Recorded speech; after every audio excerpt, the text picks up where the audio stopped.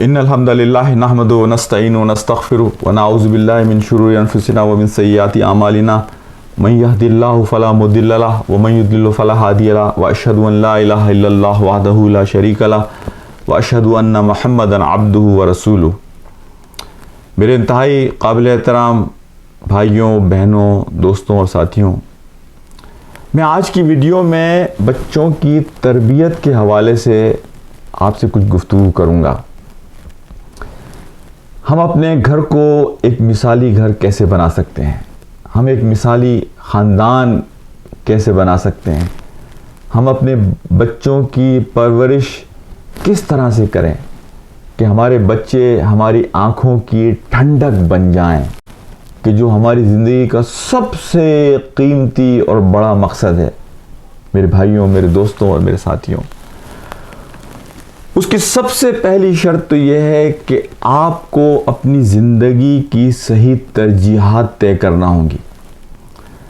आपकी ज़िंदगी का मकसद सिर्फ़ और सिर्फ ये होना चाहिए कि हम इस ख़ानदान को अल्लाह को खुश करने की बुनियाद पर आगे लेकर चलेंगे।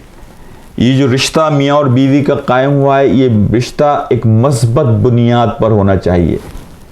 इसकी बुनियाद दीन की एक बड़ी तस्वीर, ख़ानदान की एक बड़ी तस्वीर होना चाहिए। वो हमारे कोई बुज़ुर्ग कहते थे एक बात कि बड़े सफ़र के मुसाफिर छोटी छोटी चीज़ों में फिर उलझते नहीं हैं। तो आप अगर पहले दिन से अपनी ज़िंदगी का बड़ा मकसद अपने सामने रखेंगे तो फिर आप छोटी छोटी चीज़ों में उलझेंगे नहीं। और बड़ा मकसद ये है कि अल्लाह सुब्हानहू व तआला ने हमें और आपको इस दुनिया में इसलिए पैदा किया है, वमा खलक़तुल जिन्ना वल इंसा इल्ला लियअबुदून, कि हम अल्लाह के बंदे बनकर दुनिया में ज़िंदगी गुजारें। और हमें इस घर को, कि जो हमारी ज़िम्मेदारी बन गया है मियाँ और बीवी की सूरत में, इस घर को हम जन्नत बना कर चलें। और बड़ी तस्वीर यह है कि हम ऐसी नस्ल छोड़कर जाएं कि जो हमारे लिए सदक़ा जारिया बन जाए, जो इंसानियत के लिए खैर का सबब बने। वो लोग बहुत छोटे होते हैं कि जो अपनी ज़िंदगी का मकसद सिर्फ अपनी ज़ात को बना लेते हैं। वो मोहम्मद अली क़िले एक बात कहता था कि if the goal of your life is just the achievement of this life then you failed, कि अगर तुम्हारी ज़िंदगी का मकसद सिर्फ ये है कि तुम्हें अपने लिए कुछ हासिल करना है तो इसका मतलब ये तुम फेल हो गए। वो लोग जो छोटे होते हैं फिर वो खुद भी छोटे रहते हैं, वो अपने बच्चों को भी छोटा रखते हैं। वो अपने बच्चों को सिर्फ कैरियर के हवाले से देखते हैं, इसे डॉक्टर बनाना है, इसे इंजीनियर बनाना है, इसे दौलतिया बनाना है। वो अपने लिए भी छोटे छोटे ज़िंदगी के मकसद रखते हैं, वो फिर अपने बच्चों को भी छोटे छोटे मकसदों में उलझा देते हैं। ज़िंदगी के बड़े मकसद को सामने रखेंगे तो छोटी छोटी चीज़ें खुद ब खुद हासिल हो जाती हैं। बड़ा मकसद ये है कि हम इस माशरे के अंदर एक अच्छी चीज़ को ऐड करेंगे। हम अपना ऐसा ख़ानदान बनाएंगे कि जो सिर्फ हमें ही फ़ायदा नहीं पहुंचाएगा बल्कि वो पूरी इंसानियत को फ़ायदा पहुंचाएगा, पूरे माशरे को फ़ायदा पहुंचाएगा। हम और हमारा बच्चा, हम और हमारा ख़ानदान लोगों के लिए रोशनी का ज़रिया बनेंगे। हम जब इस दुनिया से जाएंगे तो ये बच्चे हमारे लिए वो लेगेसी होंगे कि जो सदक़ा जारिया बनेंगे। मेरे भाइयों और मेरे दोस्तों, आप अल्लाह को सामने रखकर अपने बच्चों की परवरिश करेंगे तो मैं बहैसियत पीडियाट्रिशियन, बहैसियत फैमिली काउंसलर, कि जिसने पूरी दुनिया देखी है और अपनी उम्र में मैंने जाकर बड़े बड़े मसाइल भी लोगों के देखे हैं, मैं आपको एक बात की गारंटी दे सकता हूं कि अगर आपने अपनी ज़िंदगी में अल्लाह को फोकस रखा तो आपके बच्चे हमेशा आपके रहेंगे। लेकिन अगर आपने दुनिया को फोकस रखा अपने बच्चों की परवरिश के हवाले से तो ये बच्चे एक वक्त आएगा कि आपको छोड़कर चले जाएंगे। लिहाजा हमेशा अपने बच्चों को अल्लाह से कनेक्ट करने की कोशिश कीजिए। शुरू से बच्चों की परवरिश इस तरह कीजिए कि जो काम हम कर रहे हैं, जो हम रह रहे हैं इस दुनिया के अंदर, उसका मकसद ये है कि हम अल्लाह के अच्छे बंदे बनकर दुनिया में ज़िंदगी गुजारें। दुनिया में हम तय करेंगे कि हमारा बयानिया क्या होगा, ये मीडिया तय नहीं करेगा, हमारे इर्द गिर्द के लोग तय नहीं करेंगे, हम तय करेंगे बयान, हम लिखेंगे अपनी ज़िंदगी। हम लोगों के कहने पर अपनी ज़िंदगी नहीं बनाएंगे कि लोग कहते हैं डॉक्टर बन जाओ, इंजीनियर बन जाओ, कोई हर्ज नहीं है डॉक्टर बनने में, डॉक्टर बनिए, लेकिन सही पर्सपेक्टिव के साथ, सही बयानिए के साथ, सही सोच के साथ, सही तसव्वुरात के साथ। दौलतिया बनने में भी कोई हर्ज नहीं है, लेकिन सही सोच के साथ, सही रवैये के साथ। मेरे भाइयों, मेरे दोस्तों और मेरे, ये तो पहली शर्त है एक अच्छे ख़ानदान की बुनियाद डालने के लिए। दूसरी चीज़ मैं आपसे ये अर्ज़ करूँगा कि बच्चों की परवरिश में ये बात जहन में रखिए कि बच्चों की परवरिश के मुख्तलिफ फेज़ हैं। उस फेज़ को बताने से पहले मैं एक बात हज़रत अली रज़ी अल्लाह ताला अन्हु का एक कौल आपके सामने रखूं, जिसमें हज़रत अली ने फरमाया कि अपने बच्चों की परवरिश अपनी तरह न करना, इसलिए कि तुम्हारे बच्चे तुम्हारे ज़माने के लिए पैदा नहीं हुए हैं, वो अगले ज़माने के लिए पैदा हुए हैं। हर ज़माने के अपने तकाज़े होते हैं, अपनी रिक्वायरमेंट्स होती हैं, अपनी नीड्स होती हैं। तो अगर मैं ये चाहूँ कि मेरा बच्चा बिल्कुल उसी तरह परवरिश पाए जिस तरह मैंने परवरिश पाई है, तो फिर हम धोखे में पड़ जाएंगे, फिर हम घाटे में रहेंगे। नए चैलेंजेस हैं। तो बच्चों के हवाले से हज़रत अली रज़ी अल्लाह ताला अन्हु के इस कौल को हमेशा याद रखा करें कि अपने बच्चों की परवरिश अपनी तरह ना करना, इसलिए कि वो तुम्हारे दौर के लिए पैदा नहीं हुए हैं, बल्कि वो अगले दौर के लिए पैदा हुए हैं जिसके तकाज़े और चैलेंजेस और नीड्स मुख्तलिफ हैं। बच्चों के हवाले से ये जहन में रखें कि बच्चे की परवरिश उस दिन से शुरू हो जाती है, बल्कि मैं तो अगर थोड़ा रिवाइंड करूं, मैंने कहा ना जब मियाँ बीवी का रिश्ता होता है उस दिन से इस ख़ानदान की बुनियाद पड़ जाती है। अगर इस ख़ानदान की बुनियाद अच्छी नीयत से हुई, मियाँ बीवी का रिश्ता किसी लालच की बुनियाद पर नहीं था, खौफ खुदा उनके दरमियान था, अल्लाह की मोहब्बत उनके दरमियान थी, तो ये बुनियाद बेहतरीन बुनियाद हो गई।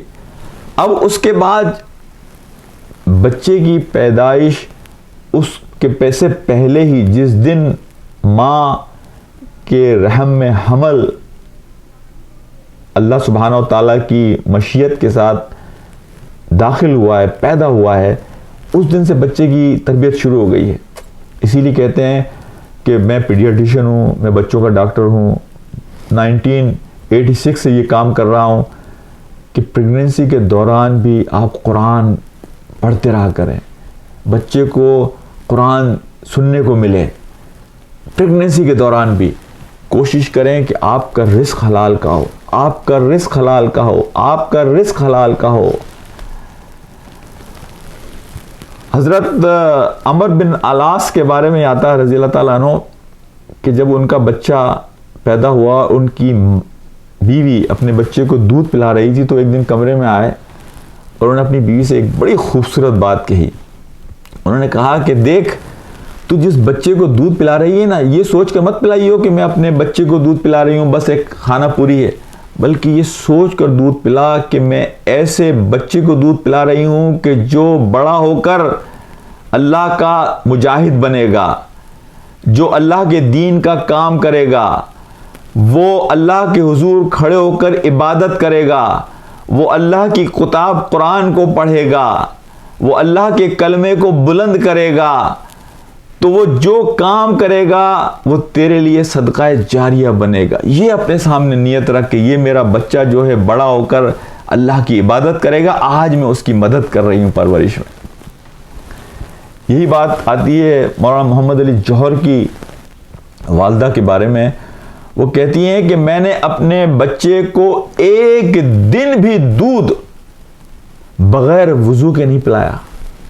अगर मुझे रात को 2 बजे उठकर भी इसको दूध पिलाना होता था तो मैं पहले वुजू करती थी और फिर अपने बच्चे को दूध पिलाती थी। ये बच्चे की परवरिश एक बड़ी सोच के साथ करने की ज़रूरत है मेरे भाइयों और मेरे दोस्तों। अब मैं आपको बताता हूँ वो फेज़। देखिए 7 साल तक, और कुछ लोग कहते हैं 9 साल तक, तकरीबन 7 से 9 साल तक ये बच्चे का है रिकॉर्डिंग फेज़। अब आप जो बच्चे की मेमोरी में डाल रहे हैं वो बच्चे की मेमोरी में पढ़ता चला जाता है, पढ़ता चला जाता है, पढ़ता चला जाता है, रिकॉर्ड होता चला जाता है। आपका हर एक, मैंने देखा एक बच्ची को अभी वीडियो में, 1 साल की बच्ची, अभी उसने खड़ा होकर चलना शुरू किया, 13 महीने की या 14 महीने की हो गई थी। उसने अपनी माँ को नमाज पढ़ते हुए देखा, तो मैंने देखा वो भी अपने हाथ बांध रही है। वो रुकू में तो पूरी तरह नहीं जा सकती थी, लेकिन रुकू में जाते जाते एकदम सजदे में गिर जाती है। तो ये आप जो कुछ करेंगे वो बच्चे के लिए एक नॉर्मल रिकॉर्डिंग फेज़ है। तो याद रखिए कि अपने बच्चे के रिकॉर्डिंग में अच्छी चीज़ों को रिकॉर्ड कराइए। ये ना हम सोचते हैं ये तो छोटा बच्चा है अभी तो, नहीं, यही वो वक्त है उसकी तरबियत का। यानी शुरू पहले दिन से लेकर और जब तक वो 7 से 9 साल तक होता है, ये रिकॉर्डिंग फेज है उसका। और उसके बाद जो 9 साल के बाद, 7 से 9 साल के जो मुख्तलिफ यानी इसमें ओपिनियंस हैं, अगर हम 7 साल की उम्र ले लें, 7 साल से लेकर और 14-15 साल, ये उसका एनालाइजिंग, अब वो जो डेटा रिकॉर्ड हो गया उसको वो एनालाइज करता है। और ये 15 से 16 साल के बाद जो है ये प्ले फेज है। तो हम अक्सर ये करते हैं कि जब वो प्ले फेज में आ जाता है तो हम उस वक्त उसकी ज़िंदगी में तब्दीली लाना चाहते हैं। उस वक्त तब्दीली लाना बहुत मुश्किल है। लिहाजा आप अपने बच्चे का ये जो फेज़ है, रिकॉर्डिंग फेज़, कि जब उसकी मेमोरी में चीज़ें रिकॉर्ड हो रही हैं, शामिल हो रही हैं, इस फेज़ में अच्छी तरबियत कीजिए। और उसके बाद एक बहुत छोटा सा विंडो हमारे पास रहता है कि बच्चा अगर 15 साल का हो गया, 16 साल का हो गया, वो फिर सिर्फ एक 10% शऊरी जो उसका ब्रेन होता है जिसमें हम उसकी आदतों को तब्दील कर सकते हैं, वो एक अलग सब्जेक्ट है जिसमें बात करूंगा। लेकिन 15-16 साल के बाद चीज़ों को तब्दील करना तकरीबन नामुमकिनात में से है, सिवाय उस 10% विंडो के, जिस पर मैं इंशाल्लाह एक अगली वीडियो में बात करूंगा आपसे। तो इस चीज़ को आप अपने जहन में रखिए। बच्चों के हवाले से मैं एक और बात करूंगा आपसे कि बच्चों को सिर्फ कैरियर का ग़ुलाम ना बनाइए, बच्चों को सिर्फ एक डिग्री के ग़ुलाम ना बनाइए। अपने बच्चों को बड़ा बनना सिखाइए, लीडर बनना सिखाइए। हम में से अक्सर माँ बाप ये गलती करते हैं कि बच्चों को किताबों का कीड़ा बना देते हैं। वो स्कूल में जो पढ़कर आते हैं, घर पर आकर एक ट्यूटर, दूसरा ट्यूटर, हम उसको साइकिल से निकलने नहीं देते। बखुदा मैं एक पीडियाट्रिशियन के तौर पर आपको ये बात कहता हूँ कि हम अपने बच्चे की जो छुपी हुई सलाहियतें हैं उनको किल कर देते हैं, हम उनको हम मार देते हैं। बच्चे को शुरू से आप मौका दीजिए खुलने का, परवान चढ़ने का। उसे रूम दीजिए कि वो अपने अंदर जो पोटेंशियल है उसके हिसाब से ग्रो करते। हम उसकी सोचों को, हम उसके मैदान को, हम उसके दायरे को बहुत महदूद कर देते हैं। ये मैं एक मिसाल देता हूँ अक्सर लोगों को कि ये जो हाथी का बच्चा होता है, अगर आपने कभी गौर किया हो, ये हाथी के बच्चे की जब तरबियत करते हैं तो उस तरबियत में ये करते हैं कि जिस दिन वो पैदा होता है और चलना शुरू करता है तो उसको सुबह वो छोड़ देते हैं, वो जाता है इधर उधर, खाता है पीता है, शाम को आता है तो उसको एक मजबूत रस्सी के साथ उसको दीवार के साथ बांध देते हैं। उसे कहते हैं कोकोनट रोप। कोकोनट रोप ऐसी होती है कि वो तोड़ ही नहीं सकता चाहे कुछ भी करे। और वो बड़ा पहले दिन शोर मचाता है, उछलता है, कूदता है, एक दिन गुजर जाता है लेकिन वो रस्सी को नहीं तोड़ा सकता। रोजाना ये एक्सरसाइज होती है, दिन में उसे छोड़ देते हैं, शाम में उसे बंद कर देते हैं। आहिस्ता आहिस्ता होता क्या है कि उसकी मेमोरी में ये बात पड़ जाती है कि मैं ये काम नहीं कर सकता, इस रस्सी को मैं नहीं तोड़ा सकता। उसका नतीजा यह क्या होता है कि जब वो पूरा हाथी बन जाता है तो आपने देखा होगा चिड़ियाघर के अंदर कि एक छोटी सी रस्सी बांधकर उसको वो दीवार के साथ खड़ा कर देते हैं और वो उस रस्सी को तोड़ने की कोशिश नहीं करता, इसलिए कि अब उसकी मेमोरी में ये बात आ गई कि मैं ये रस्सी नहीं तोड़ा सकता। हालांकि अब उसके अंदर इतनी ताकत और कुव्वत है कि वो रस्सी तो क्या, वो उस दीवार को भी तोड़ सकता है। लेकिन जो उसकी परवरिश के वक्त उसकी मेमोरी में ये बात डाल दी गई थी वो ये काम नहीं कर सकता, तो वो ये सोचता मैं कर ही नहीं सकता। बच्चे को उसकी परवाज को बुलंद रखिए।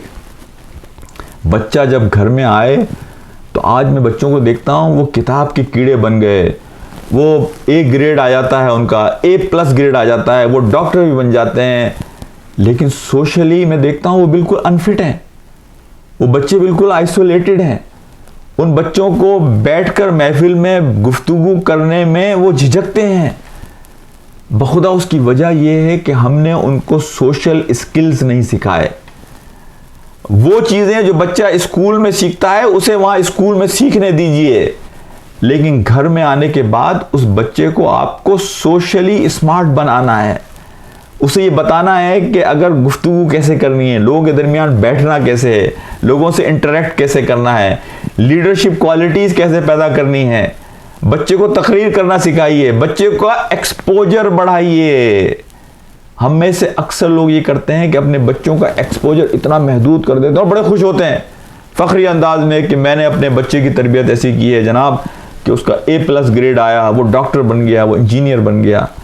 बच्चे को डिग्री का, कैरियर का ग़ुलाम न बनाइए। अपने बच्चे की सलाहियत भी देखिए, उसका एप्टीट्यूड देखिए, उसका इंक्लिनेशन देखिए और उसी के हिसाब से उसको अपना कैरियर बनाने दीजिए। आप फैसिलिटेटर बनाइए, आप मदद कीजिए अपने बच्चे को कैरियर चूज़ करने में, उसकी रहनुमाई कीजिए, लेकिन उसे सिर्फ कैरियर का ग़ुलाम न बनाइए। मेरे भाइयों, मेरे अजीज़ों, मेरे दोस्तों और मेरी बहनों, तो ये मैं एक आपसे बात कहूँगा कि बच्चे को मैं वो चीज़ें लाने की कोशिश कीजिए, इसलिए कि हमारे बच्चे ताकि सोशली फिट हो, फिर ख़ानदान को चला सकें। कन्फ्लिक्ट ऑफ इंटरेस्ट हो तो उसको रिजॉल्व कैसे करना है। घर में मेहमान आए तो नौकरों के बजाय अपने बच्चों को कोशिश कीजिए कि वो मेहमानों को सर्व करें, वो मेहमानों के साथ इंटरेक्ट करें। आप अगर सफ़र कर सकते हैं तो जितना सफ़र कर सकते हैं सफ़र कीजिए, ताकि आपके बच्चों का एक्सपोजर बढ़े। बड़े आपके घर में मिलने आते हैं, अपने बच्चों को अपने साथ बिठाइए। ये वो तरीक़ा है कि जिसके नतीजे में अपने बच्चों के अंदर हम वो क्वालिटीज़ पैदा कर सकेंगे कि जिन क्वालिटीज़ के नतीजे में हमारे बच्चे इस कौम के लीडर बनेंगे। हमें फॉलोअर्स की ज़रूरत नहीं है, हमें लीडर्स की ज़रूरत है। तो अपने बच्चे को लीडर बनाने के लिए उसमें सिर्फ तालीम के अलावा बाकी चीज़ों पर भी फोकस करने की हमें ज़रूरत है।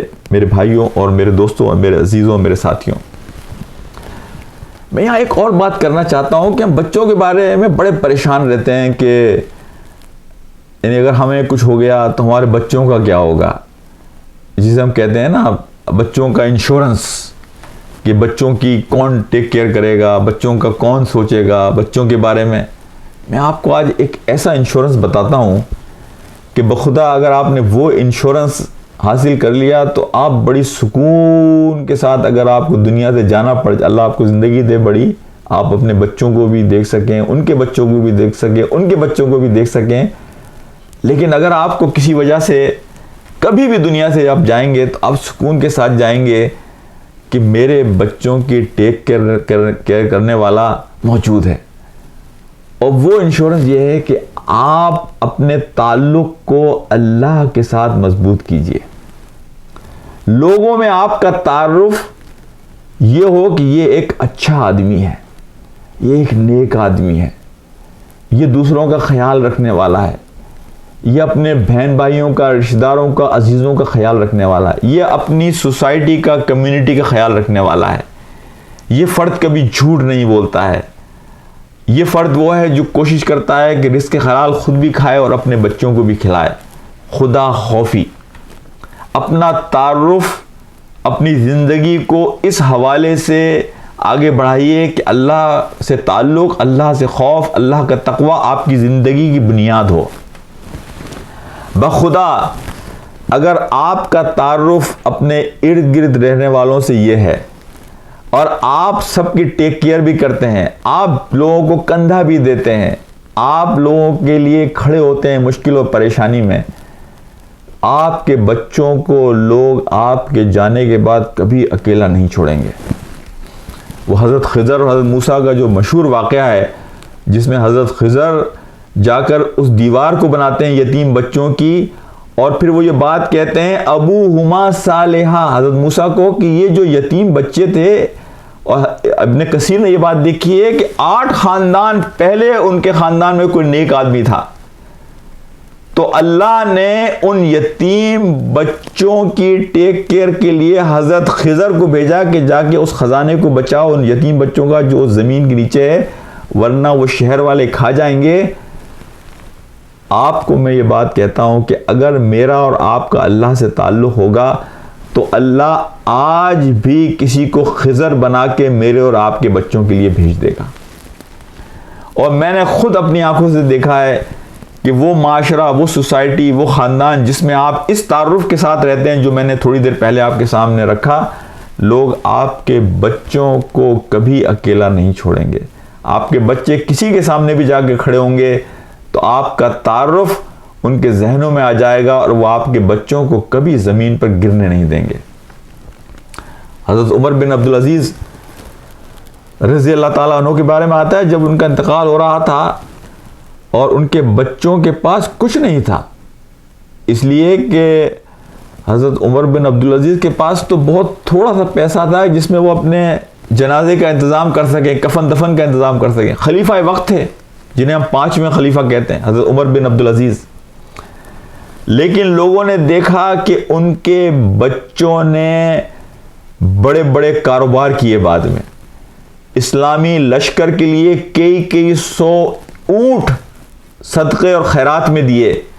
लेकिन उनके मुकाबले में वो लोग के जो उनके बाद खलीफा बने, उनके बाद बादशाह बने, उनके बाद जिन्होंने इक़्तिदार संभाला, हज़रत उमर बिन अब्दुल अजीज़, वो लोग दुनिया की अय्याशियों में रहे और उन अय्याशियों की वजह से उनके बच्चों को लोगों ने भीख मांगते हुए देखा। लेकिन हज़रत उमर बिन अब्दुल अजीज़ जो अल्लाह से ताल्लुक़ की बुनियाद पर, यानी इतना खौफ अल्लाह का करते थे कि एक दिन वाक़या आता है कि आप घर में आए हज़रत उमर बिन अब्दुल अजीज़ रज़ी अल्लाह ताला अन्हो, तो आपने देखा कि आपकी बेटियां अपने मुंह को छुपाती हैं। तो आपने अपनी बीवी से पूछा कि ये अपने मुंह को क्यों छुपाती हैं? तो उन्होंने कहा कि आज घर में प्याज और रोटी के सिवा कुछ नहीं था, तो ये मुंह को इसलिए छुपाती हैं कि प्याज की बदबू आपको परेशान न करे। तो हज़रत उमर बिन अब्दुल अजीज़ ने आंखों में आंसू के साथ कहा अपनी बच्चियों से कि अगर तुम्हारे बूढ़े बाप को आखिरत में अल्लाह के सामने हाजिरी का खौफ न होता तो वो तुम्हारे दस्तरख्वान को तरह तरह के खानों से भर देता। तो ये जो खुदा खौफी है, इसमें अल्लाह सुब्हानहू व तआला आज भी मेरे और आपके बच्चों का वो इंश्योरेंस फराहम करेगा कि हमारे और आपके बच्चे कभी नहीं रुलेंगे।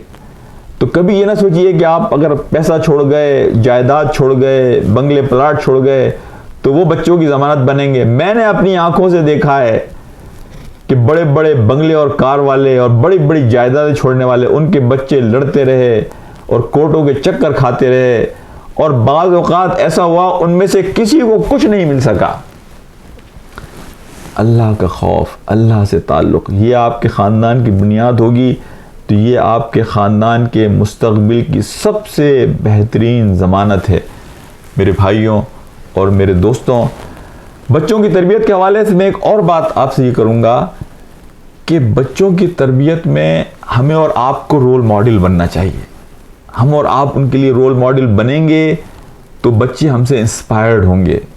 वो बच्चे जिनके लिए माँ बाप उनके लिए रोल मॉडल बनते हैं, वो बच्चे दुनिया में ज़्यादा बेहतर अंदाज में आगे बढ़ते हैं। अपने बच्चों के साथ अच्छी यादें छोड़ कर जाइए कि हमारे अब्बू जब हम छोटे थे हमें मस्जिद में लेके जाते थे, हमें कुरान पढ़ाने के लिए लेकर जाते थे, हमारे साथ बैठकर दुआएं हमें सिखाया करते थे, हमारे साथ बैठ के कुरान के हल्के करते थे। अपने बच्चों के लिए अच्छी यादें छोड़ कर जाइए। मेरे भाइयों, मेरे दोस्तों और मेरे अजीज़ों, एक और बात बच्चों की परवरिश के हवाले से मैं करूँगा और वो ये है कि बच्चों के साथ सख्ती के साथ मामला ना कीजिए। देखिए, डिसिप्लिन एक अलग चीज़ है, लेकिन बच्चों के साथ बाज़ औक़ात हमारा रवैया इतना सख्त होता है कि जिसके नतीजे में जो हमारी एक रिलेशनशिप है बच्चों के साथ वो ख़त्म हो जाती है। बच्चों के साथ एक कम्युनिकेशन रिलेशनशिप हमारी रहनी चाहिए, और ख़ास तौर पर आजकल के हालात में कि जहाँ सोशल मीडिया है, बच्चों पर और बहुत सारे प्रेशर होते हैं, बच्चों को हाईजैक करने वाली और बहुत सारी क़ुव्वतें मौजूद हैं। तो हमें अपने बच्चों को ये यकीन दिलाना चाहिए कि वो हर तरह की बात हमारे साथ शेयर कर सकते हैं, हर तरह की बात हमसे अगर कर सकते हैं। अगर उनके जहन में कोई सवाल पैदा हो रहा है, कोई मुश्किल है, कोई परेशानी, वो हमसे आगे बात करें। बखुदा ये कम्युनिकेशन चैनल हमारा खुला रहना चाहिए बच्चों के साथ, आजकल ख़ास तौर पर। लेकिन अगर हम गुस्से का इजहार करेंगे, हम सख्ती करेंगे, ये रास्ता बंद हो जाता है। और ये रास्ता बंद हो जाता है तो फिर बच्चे हमारे साथ कम्युनिकेट नहीं करते। वो करेंगे तो आप उन लोगों के साथ कम्युनिकेट करेंगे, उनके साथ बात करेंगे कि जो उनकी सही रहनुमाई नहीं करेंगे, बल्कि उनको गलत रास्ते पर डालेंगे।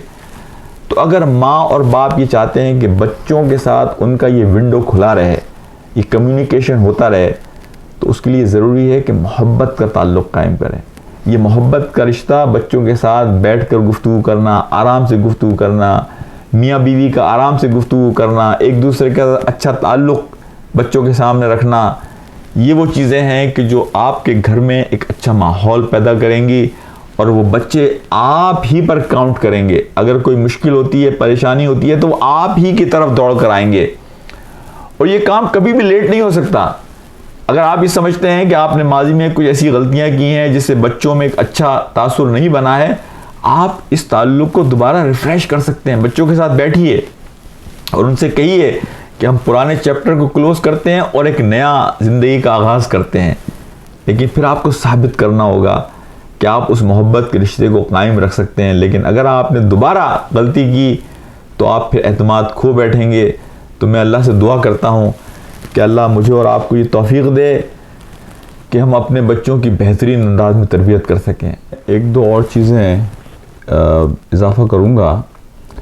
एक तो ये है कि बच्चों को आप शुरू से मतलब इस तरह ट्रीट करें कि बच्चे के अंदर एक एतमाद पैदा हो। तो बाद औक़ात हम बच्चों को, वो बड़े हो जाते हैं फिर भी बच्चों की तरह ट्रीट करते हैं, तो इसके नतीजे में बच्चों की ग्रोथ रुकती है। तो बच्चों से ट्रीटमेंट का एक तरीक़ा ये है कि उनके साथ पूरे, यानी एक जिस तरह बड़ों से हम बात करते हैं, उनका एक मशवरा लेते हैं, उनकी एक राय लेते हैं। और यही हमारी सुन्नत से भी मिलता है। नबी पाक सल्लल्लाहु अलैहि वसल्लम की जो तालीमात हैं, कुरान की जो तालीमात हैं कि बच्चे जैसे जैसे बड़े होते जाएं तो उनको आप टेस्ट करते रहें, उनको कुछ रूम दें, गुंजाइश दें, यानी अपनी सलाहियतों को ज़ाहिर करने की, ग्रो करने की, अपने पोटेंशियल को चेक करने की। और फिर आहिस्ता आहिस्ता उनके अंदर जिम्मेदारियां बढ़ाएं। उनको थोड़ा सख्त मेहनत का भी आदी बनाने की ज़रूरत है। बाद औक़ात हम बच्चों को स्पॉइल करते हैं, उनकी हर ख्वाहिश को पूरा करते हैं, जिसके नतीजे में बच्चों में अदम बर्दाश्त पैदा होता है। तो बच्चों के अंदर एक सख्ती, यानी सख्त जान बनाने के लिए बच्चों में मेहनत की आदत डालना और उनको ज़रा उनकी ख्वाहिशात को कट करने की कोशिश करना और एक डिसिप्लिन का उन्हें आदी बनाना। देखें, पेन होते हैं दो तरह के, एक है डिसिप्लिन का पेन या सफरिंग का पेन। या तो वो डिसिप्लिन जो आप सिखाएंगे उसके पेन से उनको गुजारें कि उनके ज़िंदगी में एक डिसिप्लिन आए, या अगर वो डिसिप्लिन नहीं करेंगे तो they will suffer down the road. तो जो सफरिंग का पेन होगा उससे उनको गुजरना पड़ेगा। बच्चों से तालीम के हवाले से मैंने आपसे गुफ्तगू की थी कि उन पर एक दुनिया में इस वक्त बच्चों में ख़ुदकशी का एक रुझान बढ़ रहा है। यानी इंडिया में जो सबसे बड़ी यूनिवर्सिटी है राजस्थान में, और उस यूनिवर्सिटी में जिस दिन रिज़ल्ट आता है बच्चों का, बच्चे सबसे ज़्यादा ख़ुदकशी करते हैं उस दिन। उसकी वजह यह है कि उन पर फैमिली का प्रेशर, सोशल प्रेशर इतना ज़्यादा होता है कि तुम्हें ये टारगेट्स अचीव करने हैं। वो टारगेट जब अचीव नहीं करते तो बच्चे फिर बिखर जाते हैं। तो हमें अपने बच्चों को यानी इस प्रेशर से निकालना चाहिए ताकि उनका अंदर का जो पोटेंशियल है वो सामने आए। उनकी अपनी सलाहियतें जो नेचुरल अल्लाह ने रखी हैं, वो सलाहियतें उनके सामने आएँ। तो ये बात याद रखें कि आदमी, जो गालिब ने एक बात कही थी ना कि आदमी का शौक़ अगर आदमी के रिस्क का ज़रिया बन जाए तो ये अय्याशी है। और ये तो साइंस भी साबित कर रही है, साइकोलॉजी भी साबित कर रही है कि आप दुनिया के जो सबसे कामयाब तरीन लोग हैं उनके इंटरव्यू लेकर देख लें कि वो लोग ज़्यादा अच्छा परफॉर्म करते हैं कि जो अपने नेचुरल पोटेंशियल को इस्तेमाल करते हैं, जो अल्लाह ने उनके अंदर सलाहियत रखी है, जो रुझान रखा है। तो अगर वो उस रुझान को अपना प्रोफेशन बनाते हैं तो वो ज़्यादा अच्छा परफॉर्म करते हैं, उनकी कारकर्दगी बहुत ज़्यादा होती है। तो इस लिहाज से मैं ये कहूँगा कि हमें अपने बच्चों का यानी एहतराम, उनसे बड़ों की तरह गुफ्तगू करना, उन्हें मशवरों में शामिल करना, उनको अपने अंदर का पोटेंशियल सामने लाने का मौका फ़राहम करना, ये तमाम चीज़ें भी बच्चों की तरबियत में बहुत अहम है। बच्चों की तरबियत में मैंने जहाँ आपसे ये बात कही थी कि बच्चों के लिए आप रोल मॉडल बने, वहाँ ये बात जहन में रखें कि बच्चे आँखों से सुनते हैं, बच्चे कान से नहीं सुनते, बच्चे आँखों से सुनते हैं। तो बच्चे वही करेंगे जो आपको करता हुआ देखेंगे। तो बच्चों की तरबियत में ये बड़ी अहम चीज़ है, जहन में रखिए कि बच्चों के लिए आपको ख़ुद अपनी ज़िंदगी को रोल मॉडल बनाना होगा। वो हमारे यहाँ कुछ लोग कहते हैं ना, बच्चों से आप ज़बान से बात ना करें, अपने अमल से बात करें। आपको जो बच्चा करता, इसलिए बच्चे के लिए आप उसका फ़ख्र हैं, बच्चे के लिए आप एक बहुत बड़ी शख्सियत हैं। तो बच्चे के लिए तो आप रोल मॉडल हैं, बच्चे के जहन में आपका एक बहुत बड़ा मुकाम है। तो उस मुकाम के लिए आप ज़बान से नसीहत नहीं, अपने अमल से बच्चे को दिखाएं कि आप उसको इस तरह का देखना चाहते हैं। तो आप ये देखेंगे कि बच्चा वक्त के साथ साथ आपको उन चीज़ों के अंदर फॉलो करेगा। तो मैं अल्लाह से दुआ करता हूँ कि अल्लाह मुझे और आपको ये तौफीक दे कि हम अपने बच्चों की बेहतरीन अंदाज में तरबियत कर सकें और ऐसी तरबियत कर सकें कि वो हमारी आँखों की ठंडक बन सकें। इसलिए इन बच्चों को, जिस तरह कुरान में अल्लाह सुब्हानहू व तआला ने कहा कि ये फ़ितना है, ख़ानदान, बच्चे, औलाद, ये फ़ितना है, यानी ये आजमाइश है। अगर हमने इनकी अच्छी परवरिश की तो हमारी ये दुनिया भी जन्नत है और हमारी आखिरत भी जन्नत है, और हम अच्छी यादें छोड़ के जाएंगे, अच्छी लेगेसी छोड़ के जाएंगे, एक सदका जारिया छोड़ के जाएंगे, और ये हमारे लिए दुआएं करने वाले होंगे। लेकिन अगर हमने इनकी तरबियत सही नहीं की तो ये दुनिया भी हमारे लिए जहन्नुम बन जाती है। इसलिए कि अगर आपके घर में मसाइल हैं तो ना आपका नमाज में वक्त लगता है, ना आपका कुरान में वक्त लगता है, ना आपका कारोबार में वक्त लगता है, आपकी ज़िंदगी अजीरन हो जाती है। तो मैं अल्लाह से दुआ करता हूँ कि अल्लाह हमारे घरों को एक मस्कन बनाए। मस्कन अरबी में कहते हैं वो घर कि जहाँ सकीना है, जहाँ सुकून है, जहाँ घर में आदमी आता है तो आदमी को मोहब्बत मिलती है। और अल्लाह ताला हमारी इस दुनिया को भी जन्नत बनाए और हमारी आखिरत को भी जन्नत बनाए। अल्लाह ताला हमारे साथ हो, अल्लाह हमारी मदद फरमाए, अल्लाह हमारी रहनुमाई फरमाए, और अल्लाह हमें इस दुनिया से जाते वक्त ये इत्मीनान नसीब फरमाए कि हमने अपने बच्चों की तरबियत में कोई कसर नहीं उठा रखी और हमने पूरी कोशिश की, और हमारा फोकस पूरी ज़िंदगी में ये रहा कि हम अल्लाह रब्बुल आलमीन की रज़ा को अपने सामने रखकर सारे काम करें। व आखिरु दावाना अनिल हम्दुलिल्लाहि रब्बिल आलमीन। अस्सलामु अलैकुम व रहमतुल्लाहि व बरकातुहू।